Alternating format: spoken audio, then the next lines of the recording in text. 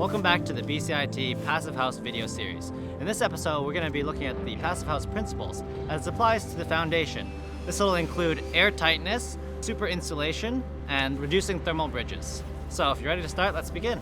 Well, basically what we're doing right now, today we started putting on the 2x12, which is going to support our, the 2x12, which is going to support the edge of our foundation. Basically it's a slab on grade with a 12-inch thickening for the footing, for the perimeter, for the concrete walls. Yesterday we actually put down a bunch of the poly and did a bunch of the taping. So basically that's really important. So we took a whole day pretty much just putting the poly down and started the taping. I just like the artistry of it, actually, to tell you the truth. I like to draw, I like to do stuff like that. So I like the ending, kind of building from the start to the beginning or to the finish. I just like, yeah, the end result, how it looks, how it goes together. Really like the details, like the fine details that make the homeowners happy. We were able to identify areas of high concentrated loads where we needed to use more expensive, higher strength, higher density foam insulation, and other areas with sort of nominal loads like underneath slabs on grade. We could just use sort of low grade EPS insulation. We cut into basically a rock slope to create the space for the house.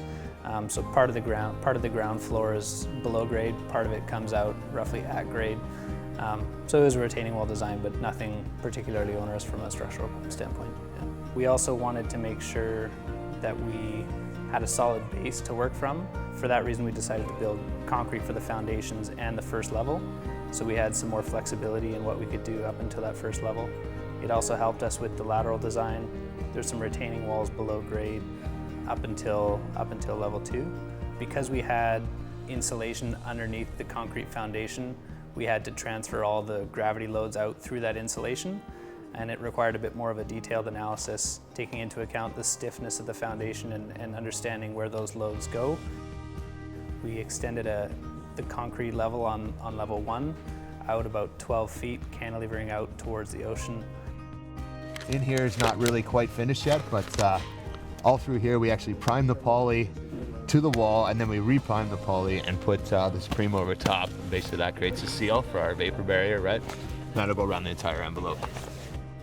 Another important aspect in passive house buildings is the high thermal insulation and thermal bridge-free design. So what that means is that you use more insulation than you would usually be required by building code. So now that our air tightness is done, we're actually going to add the insulation now, so we don't have to worry about it being airtight. Now we can just add this typical exterior insulation on a foundation. Basically once that's on, we're going to push this into place. That PL will just help pull this. We won't be drilling through into our foundation, creating no thermal bridging, no nothing like that, and no punctures, especially into our vapor barrier, right, which is very crucial in the passive home.